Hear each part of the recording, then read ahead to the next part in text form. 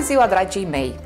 Astăzi vă vom prezenta o rețetă siciliană foarte simplă pe care o puteți face acasă. Salata de caracatiță. E foarte simplă pentru că avem puține ingrediente. Caracatiță, pătrunjel, un cățel de usturoi, zeamă de la o lămâie, precum și o lămâie întreagă pe care o vom tăia în jumătate și o vom adăuga în apa de fiert. Și acum să trecem la gătit. Punem apa la fiert, adăugăm puțină sare,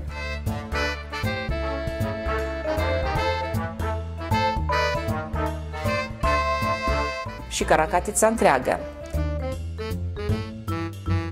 Adăugăm lăbâia pe care mai întâi o stoarcem puțin și apoi o lăsăm în apă împreună cu caracatița.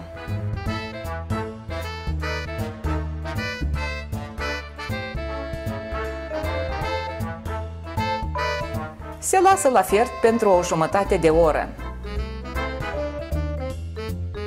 acoperind caracatița cu un capac. Iată-ne din nou după o jumătate de oră, cu caracatița fiartă, scoasă din apă.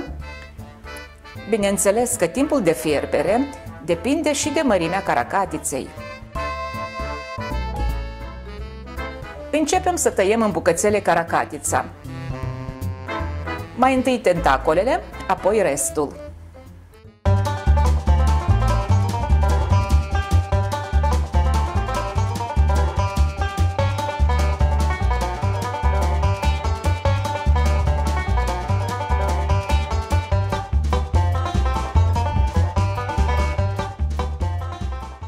După ce am terminat de tăiat toată caracatița, putem să trecem la condimentarea salatei, adăugând pe rând ingredientele: un cățel de usturoi tăiat în 4, puțină sare, să nu uităm că am sărat deja apa la fiert, puțin pătrunjel tocat mărunt,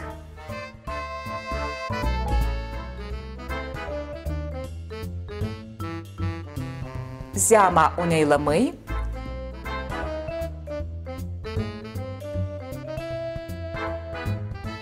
și după gust puțin piper.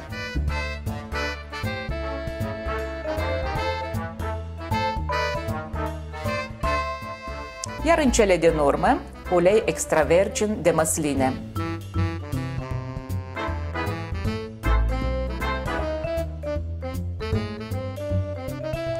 Amestecăm bine toate ingredientele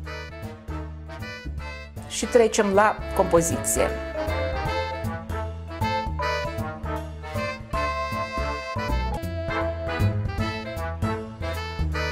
Pentru decor putem folosi și o frunză întreagă de pătrunjel.